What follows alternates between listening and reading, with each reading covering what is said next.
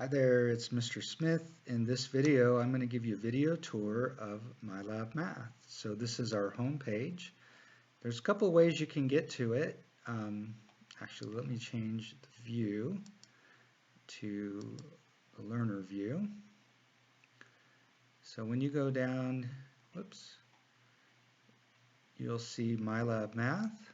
You can click there, or you can click on content, or a lot of times you'll end up on this other menu where you can navigate using these links here. So either way, that's how we get into MyLab Math. And the first thing you're going to want to do is run the browser check. And so that's just making sure you have everything you need to run MyLab Math. And so it'll tell you if there's anything you need to download. Notice to get back, after I click out of there, I'm just going to click right here. This is not real great in terms of navigation, but that's the best way that I know to do it. We're going to spend a lot of time in assignments, but before we go there, let's look at some other places. So if you do go in the grade book, I just want to warn you that what you're really going to see there is just grades on individual assignments. The overall grades are a little bit off because of the settings in MyLab Math. So what I tell you in eCampus, those are the grades that you want to look at. Those are the accurate grade. MyLab Math grade is going to be a little bit off. So this is the textbook link. We'll see how fast it's moving today. Usually takes a couple seconds to pull it up.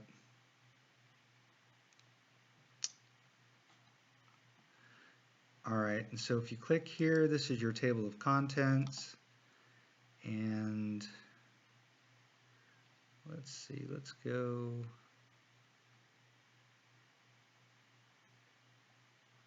Let's go here. This is chapter 2. I'm going to click out of here. This window is pretty small to make the video. But anyway, this is your book.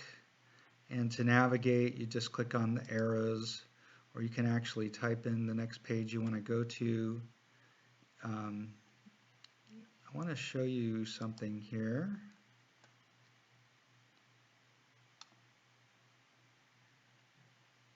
Okay, so here's example 1. And then notice there's a you try it. So you can do an example after you watch the example they have here. And I guess these are the actual videos that you can watch. So if you look at the examples and you don't understand, you can watch the videos. So you have the videos that show you how to do the examples, or it's a video. And then you have these try it's where you can try. So,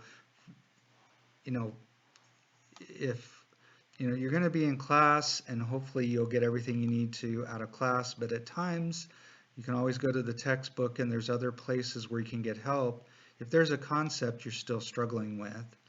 So anyway, that's the textbook, and you can pretty much go to everything as if that's in this textbook. It's just all digital. So it's all right there at your fingertips. I'm going to click out of this tab and let's go back in. But anyway, that's our textbook. You'll also be able to access it through the homework. Let's see, we have the multimedia library. Now you're going to see a lot of resources as you're doing your homework, and I'll show you that shortly. Let's go to chapter 2 and select all sections, select all. And notice you have videos. Animations are also videos. These are your links to the textbook sections. These are PowerPoint notes. And then again, these are all the videos for everything in chapter 2. So let's see. So they do actually have a video for each section in addition, so that's kind of nice. Sometimes you just have it by objective, but notice here 2.2, they have a video on adding integers. It's just like what you would get in the classroom. All right, so let's go ahead and click out of there. That's the multimedia library.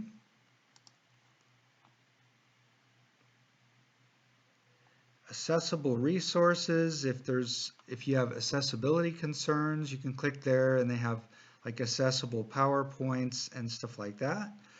If you would like to have a paper copy of the book, you can click on here, and I think it's about $70 if you want to have it's basically a 3-ring binder with a paper copy of the book. Most people don't do that, but you certainly can. Integration support, if for some reason you have an issue with MyLab Math this semester and you're talking to the people in support at Pearson, they may ask you to go in there and send them some information.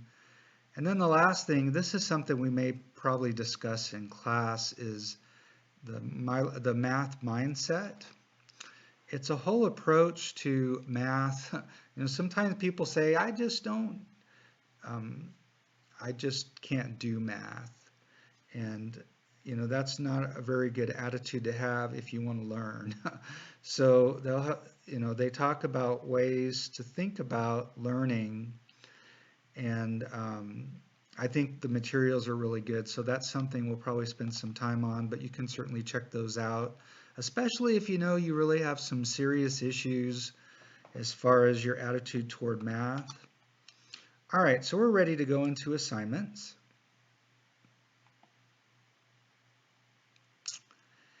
So you can see you have an optional MyLab Math orientation where they're basically going to show you how to put in answers. This is a video for the calculator for this course to help you do the basics, to learn how to use the calculator. This is a review of the material. It's what we're going to be doing in class to do these 2 homeworks. So if somebody misses the first week, I would direct them to, well, we can go in here, but you can see the videos that start with 1T are the videos that I make, and this is a review of whole numbers that will prepare you. I'm going to arrow back here. Will prepare you for these 2 homeworks, but that's what we'll be doing in class. So these lecture links are really just extra. I hope that most of the time after class you'll be prepared to do the homework, but if you still struggle with certain things, you can go back and take it at your own pace. And well, I don't currently have videos for every section in this book. Notice I do have one for decimals. Mine are, again, the ones that start with 1T, but these are all the things that come with your book. We talked about the PowerPoints. You can go to that section of the book, and then there's videos. And so these are all things that are available to help you learn the material in addition to what we do in class. But again, hopefully you can get everything you need from our time in class. And my hope is that you'll be able to do your homework, or at least start your homework in class. So let's go out of there and let's actually do a homework. Let's go to order of operations. And I just want to show you around. So notice, first of all, this is the name of the section. This is when it's due. Notice it's 25% off if it's late. Tells you your current score. Let's go ahead and click on question 1.